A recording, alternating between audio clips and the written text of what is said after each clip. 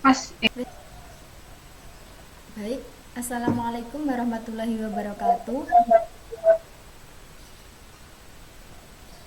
Waalaikumsalam warahmatullahi Waalaikumsalam wabarakatuh. warahmatullahi wabarakatuh. Bagaimana kabarnya anak-anak? Baik, Bu. Baik, Alhamdulillah. Pada pertemuan kali ini kita akan membahas mengenai kesebangunan kekongruenan bangun datar. Sebelum Ibu masuk ke materi, mari kita berdoa menurut ajaran dan kepercayaan masing-masing. Berdoa, mulai. Berdoa selesai. Baik, untuk memperkenal lebih dalam, Ibu ingin mengabsen kalian satu persatu. Nanti yang Ibu sebutkan namanya mohon untuk menjawab ya. Absen pertama, Rosa Oktaviani. Hadir, Bu. Baik, terima kasih. Absen kedua, Karima Chandrasari. hadir. Baik, terima kasih. Baik, sebelum ke materi, apakah kalian pernah ada yang mendengar kekongruenan?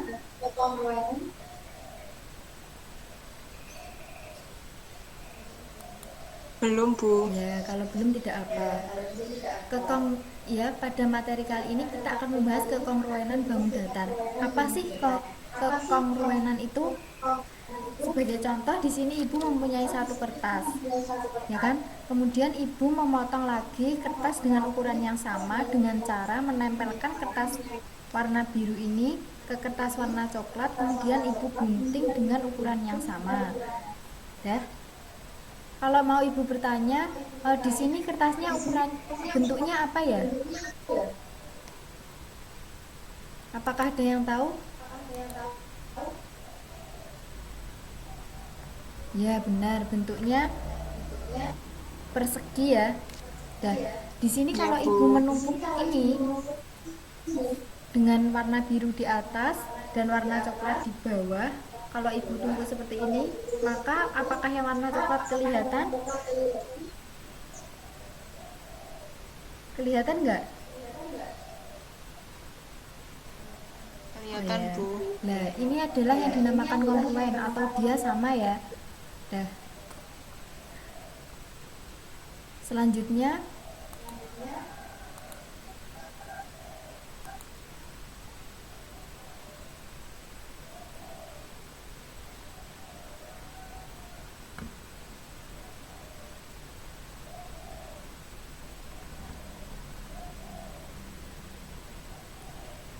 tujuan pembelajaran setelah kita mempelajari kekongruenan bangun datar yaitu Ibu harapkan kalian dapat yang pertama mengidentifikasi kekongruenan dua bangun atau benda, yang kedua menjelaskan syarat atau sifat bangun yang kongruen, yang ketiga menentukan panjang sisi atau besar sudut yang belum diketahui dari dua bangun yang kongruen.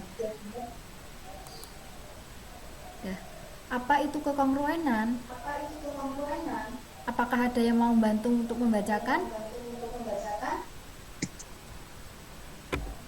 Ya, Saya, silahkan Bu. Rosa. Kekongruenan yaitu jika keduanya memiliki bentuk dan ukuran yang sama. Benar. Terima kasih Rosa. Benar ya, kongruen itu benda dikatakan kongruen jika dua bangun dikatakan kongruen jika keduanya memiliki bentuk dan ukuran yang sama. Contohnya di sini Ibu udah punya dua gambar, yaitu gambar A dan gambar B. Ini berupa pas foto ya. Pas foto yang A berbentuk persegi dan pas foto yang B juga berbentuk persegi dengan panjang sisinya 6, yang A 6 cm dan yang B 6 cm. Maka menurut pengertian ini apakah dua bangun ini kongruen? Apakah dua bangun ini kongruen? Kongruen, Bu. Ya, jadi dua bangun ini kongruen ya. Kenapa? Karena memiliki bentuk yang sama yaitu persegi dan ukuran yang sama yaitu 6 cm. Simbol kongruen, sebentar. Simbol kongruen disimbolkan dengan seperti ini ya.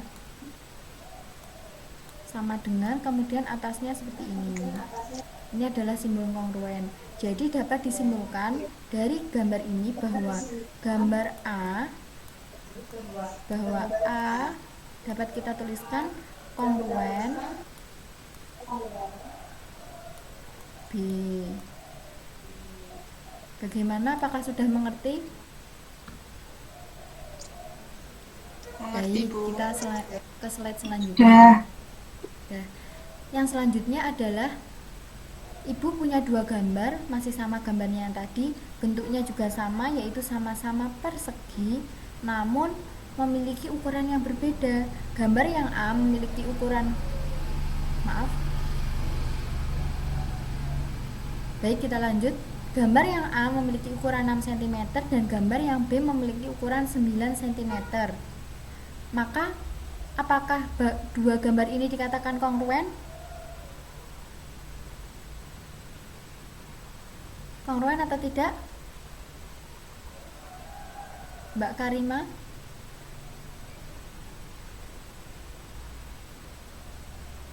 Tidak. Ya, benar tidak. Kenapa kok tidak? Karena ukurannya berbeda. Benar. Jadi dua bangun ini dapat disimpulkan tidak kongruen. Ini ya, Ibu tulis tidak kongruen. Nah, tidak kongruen. Simbolnya gimana kalau tidak kongruen? Sama ya simbolnya. Karena tidak kongruen, maka kita silang seperti ini. Nah, jadi dapat disimpulkan bahwa gambar A tidak kongruen dengan gambar B. Baik, selanjutnya. Jadi dari dua contoh tadi dapat disimpulkan bahwa syarat kekongruenan yaitu dua bangun dikatakan kongruen jika memenuhi dua syarat. Yang pertama yaitu sisi-sisi yang bersesuaian sama panjang, dan yang kedua adalah sudut-sudut yang bersesuaian sama besar. Jadi sisinya harus sama panjang serta sudutnya juga sama besar. Sebagai contoh, di sini ada segitiga, ada trapesium ABCD dan trapesium KLMN. Tuh ya. Nah, di sini kalau kita trapesium ABCD kita putar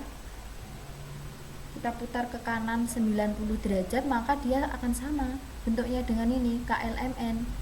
Jadi di sini dapat kita tuliskan sisi-sisi yang bersesuaian yang mana?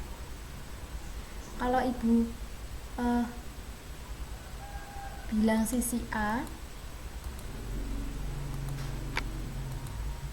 ya, misal sisi A,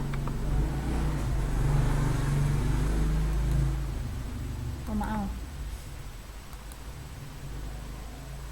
bentar, maaf.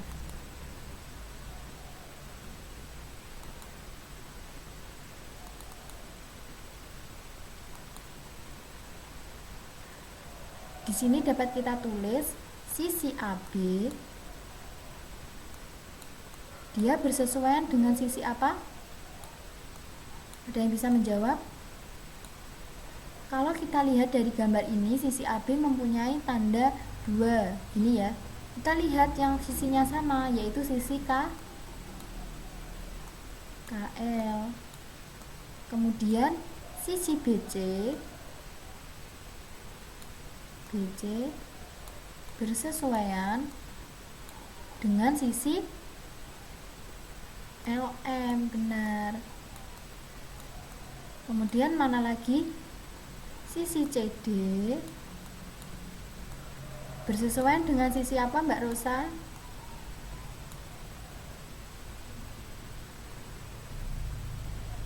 Sisi CD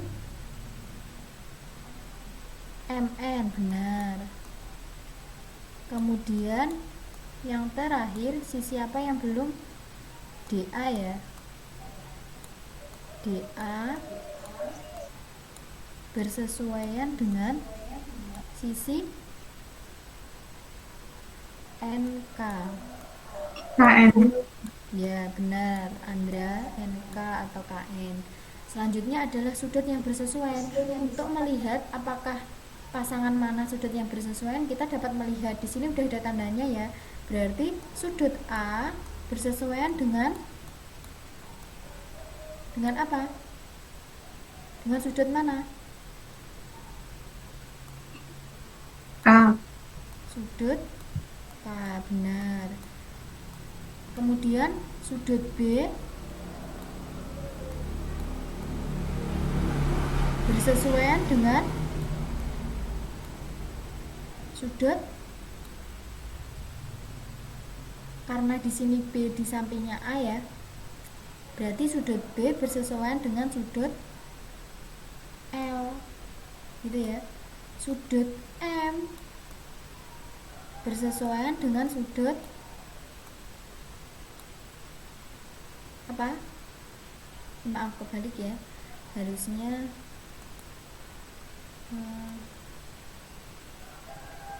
sudut apa? Sudut C ya.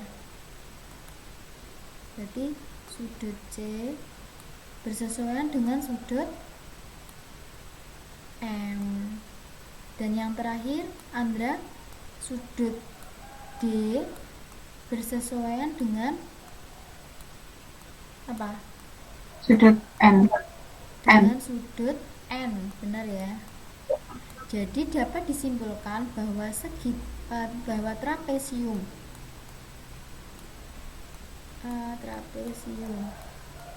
A B C D kongruen dengan trapesium K L M N. Nah, di sini kalau kita mau menuliskan trapesiumnya atau namanya harus bersesuaian seperti sudutnya. Jika di sini sudut A bersesuaian dengan sudut K, maka kalau kita memberi nama A, B, C, D, selanjutnya adalah kongruen dengan trapesium KL, MN. Bagaimana? Apakah sudah paham?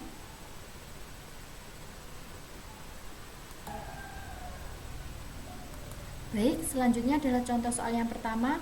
Mbak Rosa bisa menebak bangun mana aja yang kongruen? Benar. Di sini yang kongruen ada A, D, dan M. D, dan M. Kemudian ada satu lagi. Mana kira-kira? Ada segitiga I dan K. L ya. L. Ya, benar. Selanjutnya contoh soal yang kedua. Manakah belah ketupat yang kongruen? Di sini kita harus menentukan sudut-sudutnya. Kalau dilihat dari bentuk dan ukurannya, bentuknya sama-sama belah ketupat. Namun ukurannya yang kongruen berarti di sini ada yang A dan C ya. Sama-sama 5 cm. Lalu apakah sudutnya yang bersesuaian sudah sama besar? Kita bisa cek ya. Masih ingat ya, jumlah sudut dalam segi 4 itu ada 180, dan sudut-sudut yang berhadapan pada belah ketupat itu besarnya sama. Berarti di sini besarnya 50 ya. 50. Nah, karena ada 360 ya. 360 sudah dikurangi 50 berarti tinggal berapa? 260. Karena ini 2 ini sama, berarti kita bagi 2. 260 bagi 2 berarti berapa? 130. Berarti besar sudut ini 130, yang ini juga 130. Sama enggak sama yang C? Kita cek. Karena ini 130 berarti depannya juga 130 karena berhadapan ya. Kemudian yang ini karena 130 ditambah 130 260, berarti biar 360 kurang 100. Kalau 100 dibagi 2 berarti 50. Jadi dari sini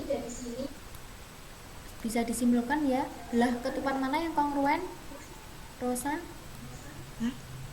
Belah ketupat A dan belah ketupat apa? C. Benar ya. Nah, selanjutnya Jika kedua gambar berikut kongruen, tentukan nilai U dan V.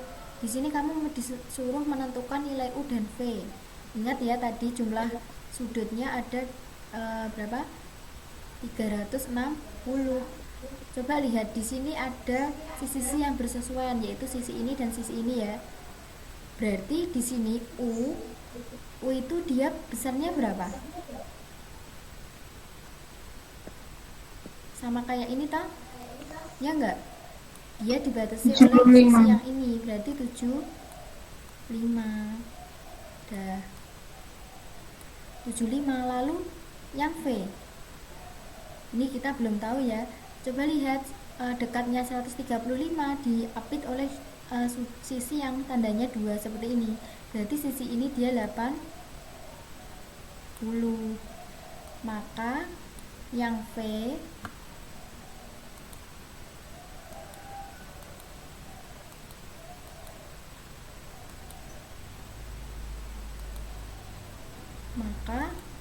V-nya V itu sama dengan berapa? 360 dikurangi 80 dikurangi 75 dikurangi berapa? 135. Nanti dicari sendiri ya. Berarti sudah diketahui, kita udah mencari nilai U adalah 75 derajat dan nilai V nanti tugas kalian untuk menghitung. Nah, selanjutnya jelaskan dan perbaikilah pernyataan yang salah berikut.